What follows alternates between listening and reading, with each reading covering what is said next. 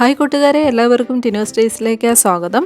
ഇന്ന് നമ്മൾ തയ്യാറാക്കുന്നത് 10 മിനിറ്റിൽ ചെയ്തെടുക്കാൻ പറ്റുന്ന ഹെൽത്തിയും അതുപോലെ ടേസ്റ്റിയും ആയിട്ടുള്ള ഒരു ഓട്സ് റെസിപ്പിയാണ് മസാല ഓട്സ്. ബ്രേക്ക്ഫാസ്റ്റിനും ഡിന്നറിനും ഒക്കെ കഴിക്കാൻ പറ്റുന്ന ഒരു ഐറ്റമാണിത്. ഇതെങ്ങനെ തയ്യാറാക്കണമെന്ന് കാണാം. പാനിൽ 1 ടേബിൾ സ്പൂൺ എണ്ണ ചൂടാക്കി 1/4 ടീസ്പൂൺ ജീരകമിട്ട് മൂപ്പിക്കുക. അതിലേക്ക് സവാള കൊത്തിയരിഞ്ഞത് 1/4 കപ്പ് ചേർത്ത് കൊടുക്കുക. 4-5 അല്ലി വെളുത്തുള്ളി കൊത്തിയരിഞ്ഞതും കൂടെ ചേർത്ത് കൊടുക്കുക. ഇത് ചെറുതായിട്ടൊന്ന് വഴറ്റിയ ശേഷം എരിവിനനുസരിച്ചിട്ടുള്ള പച്ചമുളക് ചേർത്ത് കൊടുക്കാം. 1/4 കപ്പ് പീസ് ചേർത്ത് കൊടുക്കാം. ഞാനിവിടെ ഫ്രഷ് പീസാണ് എടുത്തിരിക്കുന്നത്. ഫ്രോസൺ പീസ് വേണമെങ്കിലും ചേർക്കാം. 1/4 കപ്പ് ക്യാരറ്റ് ചെറുതായിട്ട് നുറുക്കിയത് ചേർത്ത് കൊടുക്കാം. അത് ചെറുതായിട്ടൊന്ന് വഴറ്റി വരുമ്പോഴത്തേക്ക് 2 ടേബിൾ സ്പൂൺ ബീൻസ് നൈസായിട്ട് അരിഞ്ഞത് ചേർത്ത് കൊടുക്കാം. ആവശ്യത്തിന് കറിവേപ്പിലയും മല്ലിയിലയും ചെറുതായിട്ട് അരിഞ്ഞതും കൂടെ ചേർത്ത് നന്നായിട്ടൊന്ന് വഴറ്റി കൊടുക്കാം.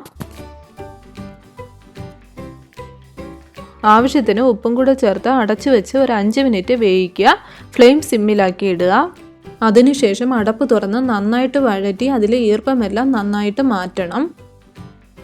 1/4 ടീസ്പൂൺ മഞ്ഞൾപ്പൊടി ചേർത്ത് ചെറുതായിട്ടൊന്ന് വഴറ്റിയ ശേഷം 1/4 ടീസ്പൂൺ മല്ലിപ്പൊടി ചേർത്ത് കൊടുക്കുക. 1/4 ടീസ്പൂൺ മുളക് പൊടി, 1/4 ടീസ്പൂൺ കുരുമുളക് പൊടി, 1/4 ടീസ്പൂൺ ഗരം മസാല പൊടി, ഒരൽപ്പം മല്ലിയില ചെറുതായിട്ട് അരിഞ്ഞതും കൂടെ ചേർത്തിട്ട് നന്നായിട്ടൊന്ന് വഴറ്റി ആ മസാലകളുടെയൊക്കെ പച്ചമണം നന്നായിട്ട് മാറ്റണം. ഈ സമയത്ത് ഫ്ലെയിം സിമ്മിലായിരിക്കണം. അതിനുശേഷം 1 കപ്പ് ഓട്സ് ചേർത്ത് കൊടുക്കുക. ഇനി ഇത് നന്നായിട്ടൊന്ന് മിക്സ് ചെയ്ത് കൊടുക്കാം. 1 ടീസ്പൂൺ പഞ്ചസാരയും കൂടെ ചേർത്തിട്ട് ഒരു 5-6 മിനിറ്റ് ഓട്സ് ഒന്ന് നന്നായിട്ട് റോസ്റ്റ് ചെയ്തെടുക്കണം.